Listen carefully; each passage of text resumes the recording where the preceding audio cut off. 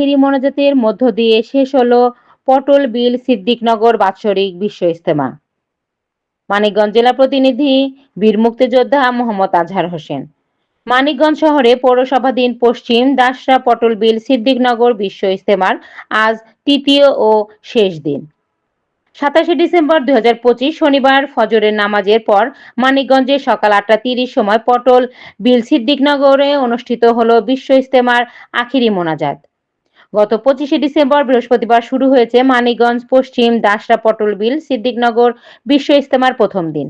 এই উপলক্ষে মানিকগঞ্জে বিশ্ব ইজতেমার তৃতীয় দিনে আখেরি মোনাজাতের মধ্য দিয়ে শেষ হয় বিশ্ব ইজতেমা তালিম ইসলামের মাহফিলের আখেরি মোনাজাত।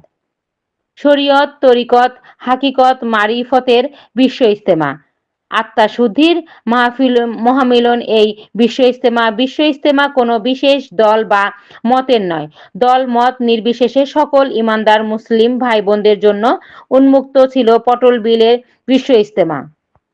আল্লাহর নৈকট্যের পাওয়ার জন্য এই বরকতের বিশ্ব ইজতেমায় অংশগ্রহণ করতে লাখো লাখো মুসল্লিরা দূর দূরান্ত থেকে আসেন। ইজতেমার দোয়া মাহফিল পরিচালনা করেন আলহাজ হযরত মাওলানা মুফতি ডক্টর মোহাম্মদ মঞ্জুরুল ইসলাম সিদ্দিকী। প্রতি বছরের মতো এবছরও তিনি জেলা থেকে আসা লাখো মুসল্লির ঢল নামে পটল বিল বিশ্ব ইজতেমায়।